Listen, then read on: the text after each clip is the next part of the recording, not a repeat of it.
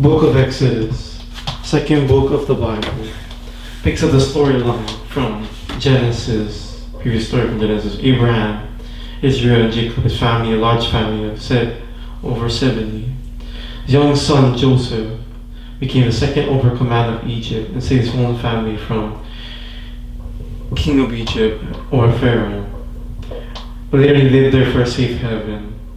Later on, Jacob and Isaac and Joseph, they all die. So then 400 years pass, and the story of the Exodus begins. Even though this is the first event, takes away of the Exodus from Egypt. And then the second chapter is about the convenience. But let's begin the first half of the story first. Israel's were the fruitful and multiplied and filled with the land. But this is a deliberate echo from all humanity. It reminds us a big biblical story of humanity forfeiting God's sin and rebellion. So God chose Abraham's family, through which he was thorn with his blessing.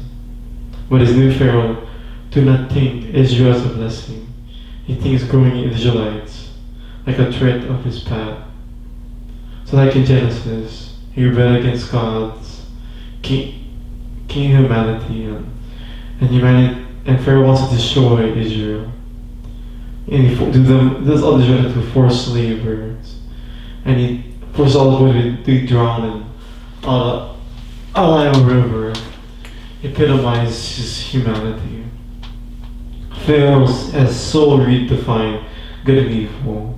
Even the murder of innocent children has become good to him. So even Egypt has become worse than Babylon. So now Israel cries out to the new Babylon, where God responds. God turns it all upside down. What Jesus is going to do, turn it upside down. They put a baby in the basket, and it falls into the family of Moses to Pharaoh's family around. In the famous story, the famous bush, God appears to Moses, tells Moses to go fear the Israelites. But God knows the Israelites will bring judgment in the form of plague.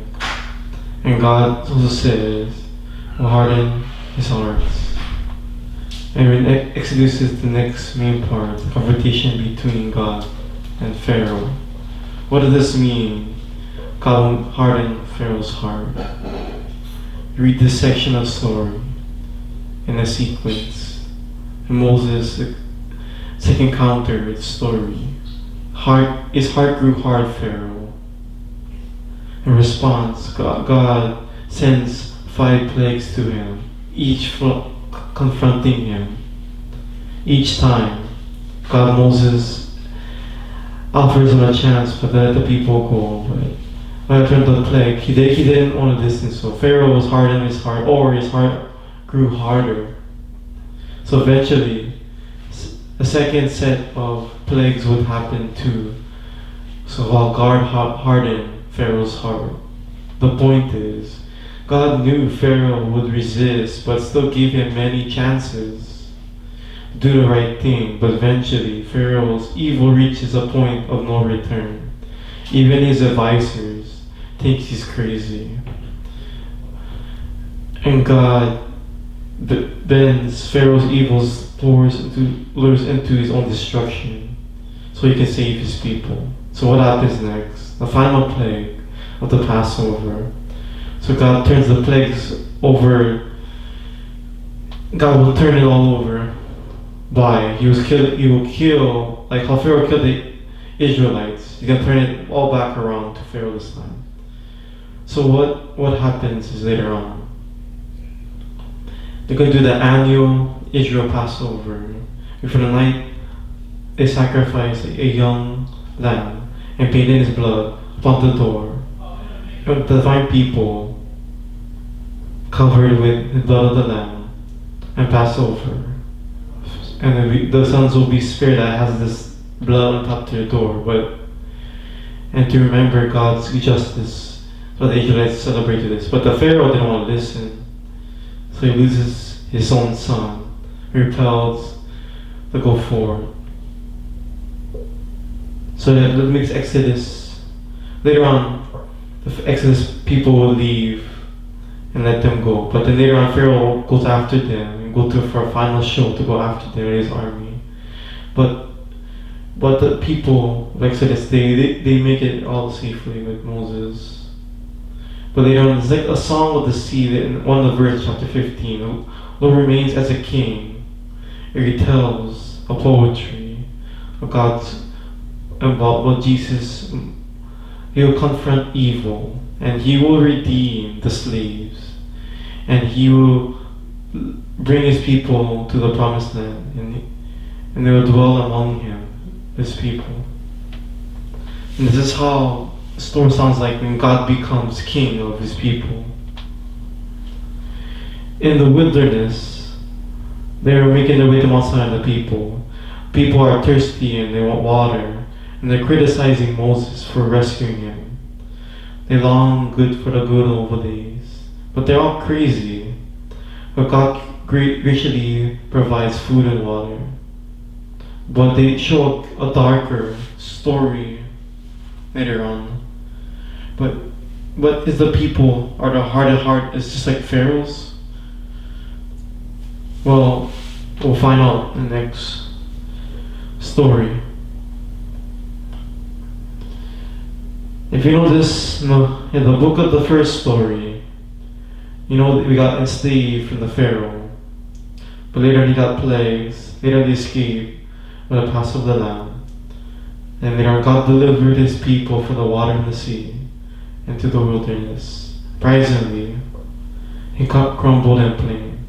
The second half of the book of the Exodus, Moses leads them to the second of Israel Island. And that's the key biblical story, the next storyline. God's convenient promises, the book of Genesis. Through Abraham's family, somehow, God will show stories blessing to all the nations. Remember, God promised that, it's a convenient promise. And in Israel, and to God's new law, new justice, and it will be a kingdom of priests to this nation, and show other nations like how God's like. And a lot of the people, some of the people accept God's offer, and they are a cloud of lightning. They don't go. Moses goes up as a representative, and God brings the basic terms of the covenant. This is the basic terms of the agreement of Israelites and new people will relate in the new chapters. And other collections of commands, 52 commands of detail, worship and social justice, and all stricting up to Israel's new generosity into detail and humanity. And the equally honor to his new kingdom. And Moses, they tell his people, means holy, divine, come dwell among of Israel. It's not a convenient promises, even the humanity's promises. Access to God's presence was lost. Now it's up to the family of Abraham, accessible to the covenant, to Israel. Follows his second 2 chapters. The blueprint of what God's secret tent, outer courtyard or a tent, an outer room, inner room. Inside this inner room, most the holiest space, a golden box, of the Ark of the Covenant, and angelic creatures as the hot spot of God's presence. A lot of detail in this chapter. The important part of this chapter is a lot of symbolic value. The angels, the gold, the jewels, of how it echoes back to the Garden of Eden where God placed humans live together. So the tabernacle is like a portable Eden where God and people can live this year in peace, at least in theory. But this is what Israel breaks covenant, goes really, really wrong.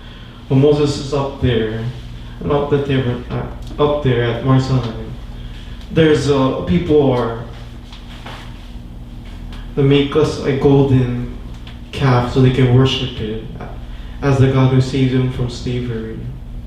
But God's presence is right there, right at the top of the mountain where Moses is going up. But here they're breaking the first two commandments of the covenant already. And do not worship any other gods or any idols. So the covenant, Jesus didn't want to do that. But later on, Jesus, he gets a bit angered and he says, leave them alone so I can wipe them out. But first of all, we're going to go back on Jesus' covenant. And Moses, what do you think if he's destroying his own people? But Moses pleads to his people. But God brings judgment to those people that does idolatry and promise and renew his covenant. And right here, this important story, first time, his own character to Moses. Lord is a merciful and a gracious, slow to anger, abounding in covenant of faithfulness, and he forgives his sins, but will not leave the wicked unpunished. God is full of mercy, but he must deal with evil. Above all, God is faithful to his presence. He's convening himself to the other people utterly faithful. Even after they were in the covenant, Moses builds the tabernacle for the ark. We get long chapters in detail of how the instruction of the tabernacle, where the tabernacle is finished, and God's glorious divine is finished, and our hopes are high. And Moses goes up too high because of the tent. He can't. Moses can't go in. That's all the book ends. It's really surprising how the story ends.